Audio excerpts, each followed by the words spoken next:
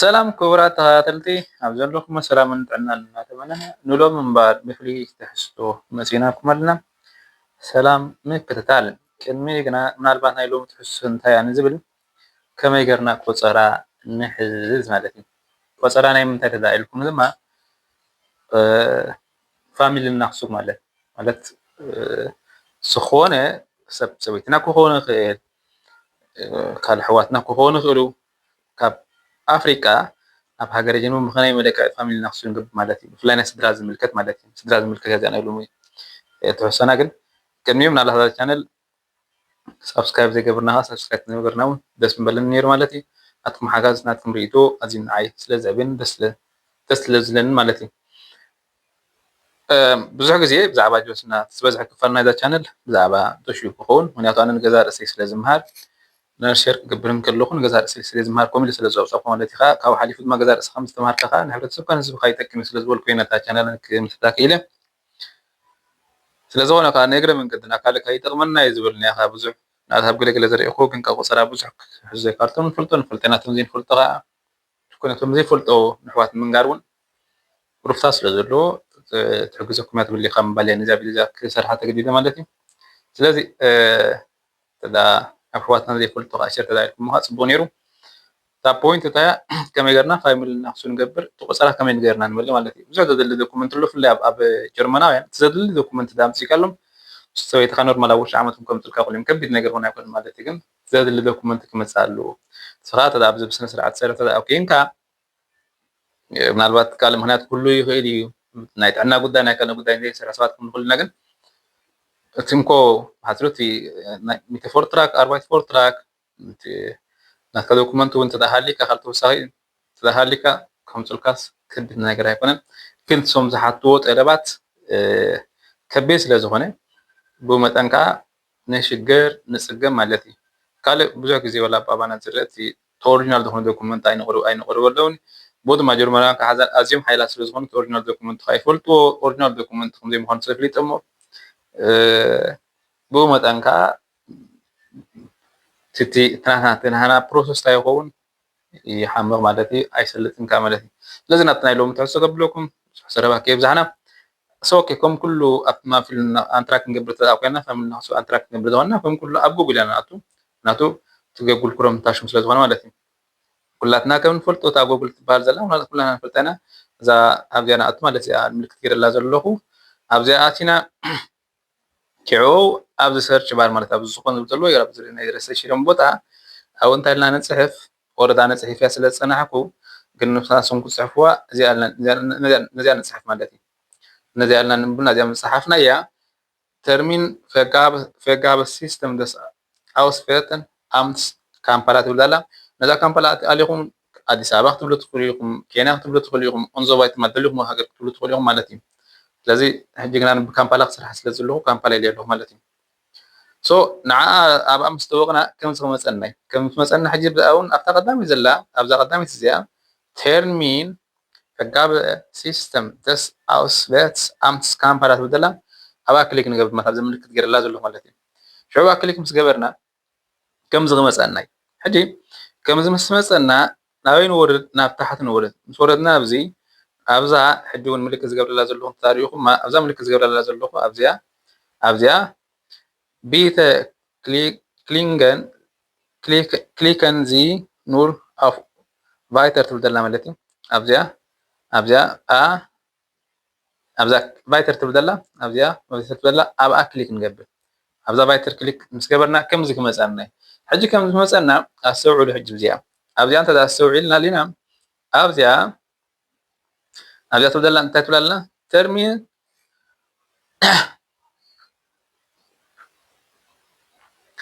ኣብዚኣ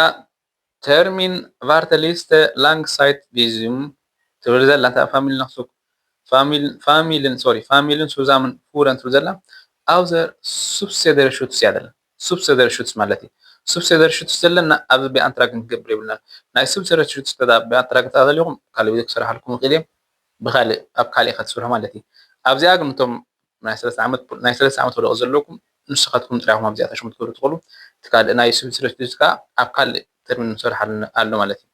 ኣብ ካልእ ተርሚን ኣንትራክ ክንገብረሉ ንኽእል ኣሎ ማለት እዩ። اوكي كنقص تدا كنا شعوب زي افايتر تبدلا ابزا فايتر تبدلا باكليك نقبل مالتي ابي ابزا فايتر زي باكليك نقبل ابزا كليك انت دا غيرنا كليك تاغرنا كم زك مسنا شعوب كم مسنا ابلا على تداريكم حاجه ابزا ملك زغبر لا زلخو ابزا ملك زغبر لا زلخو نوي ترمين تبدلا نوي ابزا ملك زغبر لا زلخو وي ملك زغبر لا زلخو ومحجو ملك زغبر لا زلخو ابا تنغبر ابا نتو ابا مستوغنا شعوب كم زك مسنا እዚ ሲምፕል ነገሪ ማለት ኣስማትና ንመልኣሉ ንሓና ቅሪበ ከሪአኩም ክፍትኒ ኣብዚኣ እንተ ደኣ ኢልና ሽዑ ኣብዛ ቀዳመይቲ ዘላ እዛ ቀዳመይቲ ዘላ ኣብዚኣ ዘላ ትናና ስም ንህቦ ስምና ማለት ስም ኣቦና ናትና ማለት ስም ኣቦና ኢና ንህቦ ጃነ ባይሽፒል ምኩን ተስፋጽን ዛ ኮይነ ተስፋጽ ስም ኣቦይ ተስፋጽን ካው ይሞሎ ማለት እዩ ኣብዛ ፎርናመት ዘላኻ ኣብዛ ፎርናመት እዚኣ ክትብል ዘለኻኒ ናተይ ስም ማለት እዩ ሶ ኣብዛ ኢሜይል እዚኣ ኸ ናይ ሰበይትኻ ዝገበር እንተገበርካ ተመራፂ ይኹን ምክንያቱ እሳ ስለ ተቋፅሮ ግን እግረ መንገዲ እንታይ ክብል ዘሊ ናይ ሰበይትኻ ኢሜይል ናይ ሰበይትኻ ጂሜይል እሱ ኣብ ናትካ ቴሌፎን ኣብ ናታ ቴሌፎን ከኣትሉ ምክንያቱ ክልቲኹም ትቋፅርዎ ብመለክዕካ ክልቲኹም ከዓ ንሳ ዝሃለፈቶ ንሳ ዝተጋገየቶ ንስኻ ክትምልኦ ስለ ትኽእል ማለት እዩ ንዓ ዝሃለፋ እውን ንስኻ ክትሪኦ ስለ ትኽእል ናታ ኢሜይል ትጥቀምሉ ኢሜይል ብሓፂሩ ሓደ ክኸውን ኣሎ ሓደ ኮይኑ ከዓ ኣብ ናይ ክልቲኹም ቴሌፎን ዝኣተው ማለት እዩ ኣብ ናይ ክልቲኹም ቴሌፎን ከመይ ጌርኩም ትእትዎ ዘፀጉመኩም ተዳ ኮይኑ ከዓ ኮመንት ትፅሓፉለይ ክሕግዘኩም ንኽእል እየ ከመይ ጌርኩም ዝኣቱ ማለት እዩ ኣብዛ እዛ ኢሜይል ትብል ዘለኻ እዛ ኢሜይል ትብል ዘለኻ እንታይ እያ ተታኢልኩም ንስኻ ነታ ኢሜይል ዝሃብኩም መን ዓኹም ቢደር ሁለን ትግብራ ንዓቲ ደጉማ ማለት እዩ እዛ ፓስ ናምበር ትብል ዘለኻ እዛ ፓስካ ኣብ ፓስ ተልዋ እታ ሰበይትኻ ፓስ ናይ ኤርትራ ክህልዋ ኣለዎ ፓስ ናይ ኤርትራ እንተዘይብላ ወይ ድማ ናይ ስደተኛ ወረቐት ክህልዋ ኣለዎ ናይ ስደተኛ ወረቐት ተልዋ ነዚ ኣብኡ ኮድ ንእቶ ማለት እዩ ኮድ ዝኣትሎ ወይ ክብሪ ናይ ክብሪ መዝገብ ተልዋ ናይ ክብሪ መዝገብ ናብኡ ይኣቱ ወይ ናይ ስደተኛ ወረቐት ተልዋ ኣይድ ናምበር ብሓፂሩ ኣብኡ ንእቶ ሽዑ ክሕልፈና ይኽእል ፓስ ናምበር ተሊና ዝበለፀ ፓስ ናምበር ተሊና ናይ ኤርትራ ፓስ ክኸውን ይኽእል ካልእ ፓስ ወይ ከዓ ትራቨል ዶኩመንት ናይ ካምፓላ ክኸውን ይኽእል እንዞ ባይተር ማለት እዩ ትናትና ፓስ ዘለና እቲ ፓስ ናምበር ንዕኡ ኣብኡ ንእቶ ትሕልፈና እታ ሽታት ኣንገሄድሽካ ትብል ዘለኻ ናትካ ዜግነት ናታ መንነት ማለት እዩ ኤርትራዊ ተተኻንካ ኤርትራዊ ኢትዮጵያዊ ተኻንካ ኢትዮጵያዊ ሶማላዊ እንትኾንካ እውን ሶማላዊ ኢልካ ትእትው ትኽእል ኢኻ ከከምታ ሽሙ ማለት እዩ ከከምቲ ሃገርካ ማለት እዩ ግን ኣብ ዘለዎ ትብል ትኽእል ኢኻ ካልእ እቲ ገቦስታቱም ዘሎ ከዓ ዕለተ ልደትካ ናታ ማለት እዩ ናይ ሰበይትኻ ካ ሕጂ ናታ ፕሮሰስ ዝግበረሉ ዘሎ ኣካል ናትዩ ካብ ዝትእቶ ማለት እዩ ቴሌፎን ናምበር እውን ናታ ማለት እዩ ናይ ሰበይትኻ ክኾን ይኽእል ናይ ሰብኣይካ ክኾን ይኽእል ግን እቲ ኣብ ፕሮሰስ ዝግበረ ዘሎ ኣካል ማለት እዩ ብኣንትራክ ዝገብር ዘሎ ፕሮሰስ ዝግበረሉ ዘሎ ኣካል ፕሮሰስ ዝገብር ዘሎ ኣካል ዘይኮነስ ፕሮሰስ ዝግበረሉ ዘሎ ኣካል ማለት እዩ ሰበይቲ ክኸውን ትኽእል ሰብኣይ ክኸውን ይኽእል ማለት እዩ ኣብዛ ኔክስት ድማ እዚኣ ቴሌፎን እዚኣ ተራዲና ኣለና እዚኣ ቤዙኽ ኣንሳር ትብል ዘለኻኒ ምናልባት እዚኣ እንታይ ኣላ በዚ ምርጫ ኣለዋ በዚ ምርጫ ኣለዋ ኣብዚ ጫፍ ተኣኽልኩም ኣብዛ ሕጂ ምልክት ዝገብረላ ዘለኹ ኣብዚኣ ምልክት ዝገብረላ ዘለኹ ኣብዚኣ ምልክት ዝገብረላ ዘለኹ ኣብኣ ክሊክ ምስ ገበርና ምልክት ስለ ዘለዋ እቲ ምልክት ክበልና እያ ማለት ክንደይ ክንሪያ ዋላ ሓንቲ ምልክት መታን ክርዳእኩም ኣብኡ ክሊክ ምስ ገበርናስ እንታይ መፅእ ኣለዉ 1 2 3 4 5 6 ክኾኑ ይኽእል እቶም ናትና ቤሱኽ ኣንሳር ማለት እቶም ብኣንትራ ግን ትገብረሎም ዘለና ሰባት ክንደይ እዮም ክልተ ኮይኖም ክልተ ሓደ ኮይኖም ሓደ ሰበይትና ጥራሕ እንተኮይና ሰበይትና ጥራሕ ምስ ደቃ ተኮይና ምስ ደቃ ትቁፅር ዘሎ እዚ ንእትዎ ማለት እዩ ኣብዚኣ ድሕሪያ ዘለኻ እንታይ ታልኩም ንኻኒ ድሕሪያ ዘለኻ እንቲ እንታይ ምክንያት ማለት ተዳኒ ቆልዓ እንተ ኮይኑ ግን ቆልዓ ፕሮሰስ ትገብር ዘለኻ ሰበይትካ ተኮይኑ ሰበይትካ ኣብዚኣ ኣብዚ ክሊክ ትገብር ቆልዓ ተዳ ኮይኑ ኣብዚ ክሊክ ትገብር እንዞ ኣብሉ ዝሓፅሉ ብዙሕ ነገር ከቢድ ነገር ኣይኮነን ማለት እዩ ኦኬ እንደገና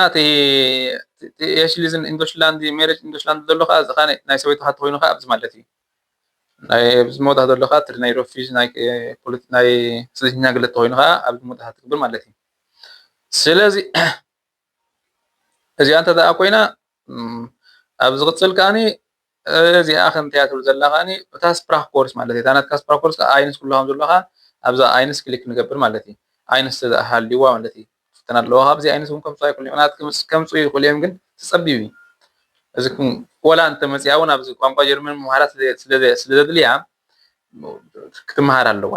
ናቱ ትምህርትስ ሓይሊ እዩ ብሓፂሩ ኣብዚ ዓዲ መፅያ እውን ቋንቋ ጀርመን ምምሃር ስለዘይተርፋ ማለት እዩ ኣብኡ ከላ እውን ክጅምሮ ማለት እዩ ስለዚ እናላት ቋንቋ ጀርመን ክትመሃር ትዳለት ኮይና ኾን ኣብዚ ዩቲዩብ እውን ክትመሃር ትኽእል እያ ምክንያቱ ብነፃ ዝኾነ ትምህርቲ ሸር ምላት ዓቕምና ዝፈቕዶ ማለት እዩ እዛ ኣብ ሰብስክራይብ ጌርኩም ክትተኽእሉ ኢኹም ማለት እዩ ካልእ እታ ናይ መወዳእታ ኣብዚኣ ናይ መወዳእታ ዘለኻ እንታይ ተባሂሉ ኸ እዚኣ ማለት እዩ እዚኣ ናይ መወዳእታ ኸ namen von Familienangehörigkeit ማለት ከዓ እቲ ምኒ በቲ ኣዝዩል ማለት ቪዛ ብኣንትራክ ዝገብር ዘሎ ኣካል ማለት እዩ ኣምናና ብጀርመን ግን ብኣንትራክ ዝገብር ኮይኑ ብኣንትራክ ንገብር ኣይምልክት ተሃልየ ናተይ ስመይ ድማ ሙሉእ ስመይ ስማ ቦይን ኣብዚኻ ይእቱ ማለት እዩ ይእቱ ኣብዚያ ኣብ መወዳእታ እዚ ኣብ ዘላ መወዳእታ ኸኒ ኣብ መወዳእታ ዘለኻ እዚ ኣብ ዘላ ሕብራዊ እዚኣ ትፍትንዋ ዘላ ትፍትንዋ ኣበይ ትፍትንዋ ኣብዚያ ትፍትንዋ ኣብዚያ ትእትውዋ ኣብዚያ ትእትውዋ ነዚኦም ዘላ ንዕን ትደግሞን ማለት እዩ ንዕን ምስ ደገምኩመን ጌጋ ክትበኩም ትኽእል እያ ካልእ ኣመራፂ ክትበኩም ሽዑ ወላ ሰለስተ ኣርባዕተ ወላ ብዙሕ ግዜ ፈቲንኪያ ኣመራፂ ትበካ ክሳብ ትሕልፈካ ኣይትሕልፈካን እያ መወዳእታ ሽዑ እንታይ ንብላ ኣብዚያ ሽፓሸርን ትብል ዘላ ኣብዚያ ሽፓሸርን ኣብዚያ ሽፓሸርን ንብላ ሽፓሸርን ትብልኛ ዳይሬክትሊ ከም ዝተመስገምና ኣብ ቫርቲ ሊስት ከም ዘንዘልና ኣብ ኢሜል ክሰደልና ኣብ ኢሜልና ኣብ ውሽጢ 30 ደቂቕ ማለት እዩ ኣብ ውሽጢ ፍርቂ ሰዓት ኢሜል ክሰደልና ክፅዋዕኩም ድሕሪኡ ኣብ ካልኣይ ቆፀራ ከዓ ኣብ ውሽጢ ወርሒ ክኸውን ይኽእል ክልተ ወርሒ ክኸውን ወላ ሶስት ወርሒ ክኸውን ይኽእል ከክም ኩነታቱ ክፅውዑኩም ይኽእል ማለት እዩ ስለዚ ቀሊል ነገር እዩ ባዕልና ንግበሮ ማለት ባዕልና ክንገብሮ እናኽኣልን ከለና ንምንታይ ናብ ዝያዳ ገንዘብ ነጥፍዮ ሰባት ንምንታይ እዮም ክገብሩልና ዝኽእሉ ግን ንሕና ገዛ ርእስና ክንኣምን ስለዘይ ንኽእል ከም ደቂ ሰባት ገዛ ርእሶም ክተኣምኑ ስለዘይክእሉ ሰባት ክገብሩሎም ከለዉ ዝያዳ ርፍታ ስምዖም ዝያዳ ድማ ከምዚ ክተነስምዑ ማለት እዩ ሕጂ ቀሊል ነገር እዩ እቶም ሰባት እውን እቶም ዝገብሩልና ተርሚን ዝሕዙልና እውን ኣብ ዝያዳ እዮም ተርሚን ዝሕዙልና ስለዝኾነ ባዕልና ንገብሮ እንታይ 300 500 ክንከፍል ካብ ካልእ ሓገታት እንደልየሉ ግን ሓገታት ክንሓትት ንኽእል ኢና ኣብታ ቀላል ነገር ግን ባዕልና ተገበርና ተመራፂ ኮይኑ ይስማዓኒ ኣብ መወዳእታ ግን እታ ሊንክ ኣብ ታሕቲ ኮመንት ከስፍርኩም እየ ካልእ ኣብ ነፍሲ ወከፍ ዓዲ ንኣብነት ኣብ ካምፓላ ተኣህልና ኣብዮም ኣለዉ ክሕግዙ ዝኽእሉ ቴሌፎን ኣበይ ኬንያ እውን ከምኡ ኣብ ኣዲስ ኣበባ እውን ከምኡ ናቶም ቴሌፎን እውን ኣብ ታሕቲ ገትፈልኩም እየ ምስኦም ኮንታክት ክንገብር ንኽእል ኢና ማለት እዩ ብዝተረፈ ግን ዝኾነ ዘይነፀረ ተዳሃልዩ ኣብ ኮንሰፕት ተቐምጥለይ ትኾኑ ኢኹም ጠቅምያ ስለ ዘለኩ ናይዛ ቤት እዚኣ ከዳልዎ ክኢለ ዝተረፈ ሰጥዕሙ ተሰናይ ንዓኹም ኣብ ቀፃሊ ክሳብ ብቓልቲ ሕሶስ ካብ ንራኸብ ጠጥዕሙ ሰላም ቀዳን ሰንበት ይግበረልና